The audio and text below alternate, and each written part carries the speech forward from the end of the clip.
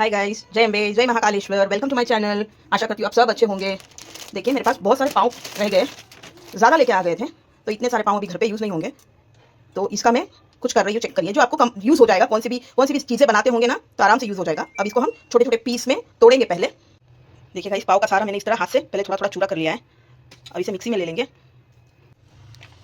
देखिए इस तरह चूरा कर दिया है सारा मैंने। देखिए ये सारा रेडी है।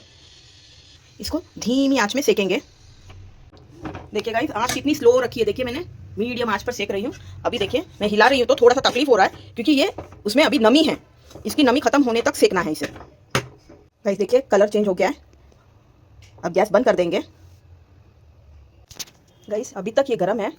उसे अच्छे से ठंडा करके आपके होममेड ब्रेड क्रम्स रेडी है। आप इसे 15-20 दिन तक यूज़ कर सकते हैं फ्रिज में रख के।